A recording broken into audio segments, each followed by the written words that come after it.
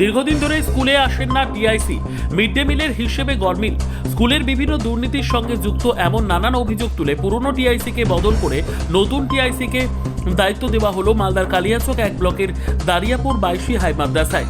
পুরনো টিআইসি আশিফ রহমানকে সরিয়ে ম্যানেজিং কমিটি ও মাদ্রাসা মিলে সর্বসম্মতিক্রমে টিআইসি গঠন করা হলো। টিআইসি করা হলো মোহাম্মদ জাহিদুল ইসলামকে। পুরনো টিআইসির নামে দুর্নীতি, মাদ্রাসায় না আসার অভিযোগ সহ একাধিক ইস্যু নিয়ে টিআইসিকে সরিয়ে দেওয়া হলো। উপস্থিত ছিলেন ম্যানেজিং কমিটির সভাপতি শাকিউল ইসলাম, ম্যানেজিং কমিটির সহ সভাপতি ও life member Mohammad Samaul Ali, managing কমিটির সমস্ত সদস্য, শিক্ষক শিক্ষিকা সহ কালিয়াচক থানার পুলিশ প্রশাসন।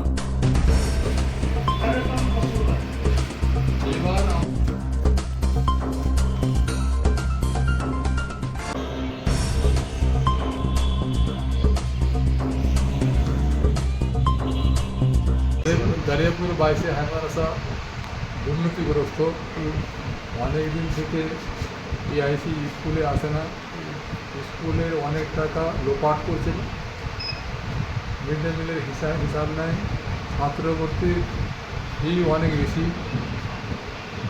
বিভিন্ন কারণে সেই টিআইসিকে সরিয়ে আমরা আজকে জাহিদুল ইসলামকে টিআইসি পদে বসালাম।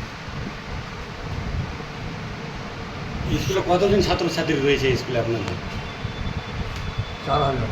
আপনি সবার সম্মতিতেই টিআইসি তৈরি করলেন আজকে? সবার সম্মতি টেস্ট করবেন। আজকে টিআইসি চার্জ বসছে? হ্যাঁ, এই আজকে টিআইসি চালু। আপনার নাম? আমার নাম মোহাম্মদ সামাইন আলী। আপনি? আমি ভাইস প্রেসিডেন্ট, দারিয়াপুর বাইশি হাই মাদ্রাসার ভাইস প্রেসিডেন্ট এবং লাইভ মেম্বার। সকলকে আজ পশ্চিমবঙ্গ দিবসের শুভেচ্ছা জানাচ্ছি। আজকে আমাদের দারিয়াপুর বাইশি হাই মাদ্রাসার ম্যানেজিং কমিটি আমার হাতে স্কুলের দায়িত্বভার তুলে দিলেন। আমিও হার্টিলি চেষ্টা করব আমাদের মাদ্রাসার ছেলে মেয়েদের ভবিষ্যৎ যাতে উজ্জ্বল হয় এবং ভালো তারা রেজাল্ট করতে পারে এবং সর্বোপরি আমাদের এলাকার যেন মুখ উজ্জ্বল করতে পারে, এই আশা আমি কামনা করছি। এর আগেও আপনি টিআইসি ছিলেন? এর আগে আমি টিআইসি ছিলাম 2019 সাল থেকে 23 সালের সেপ্টেম্বর পর্যন্ত ছিলাম।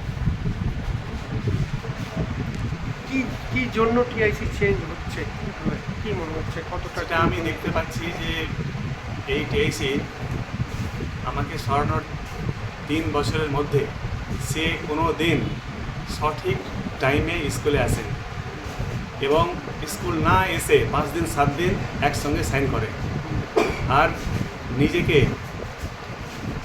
মানে অটোক্রেসি চালাতে চাই যে কেউ কিছু না, আমি একাই 100 অল ইন অল।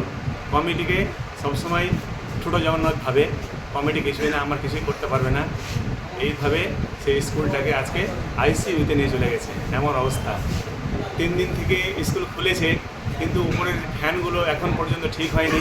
আমাদের এলাকার ছোটো ছোটো বাচ্চারা আছে, খুব কষ্ট পাচ্ছে, তাকে আমরা এত যোগাযোগ করছি, সে কোথায় আছে আউট অফ স্টেশন হয়ে, এখন আমরা তা খুঁজে পাচ্ছি না।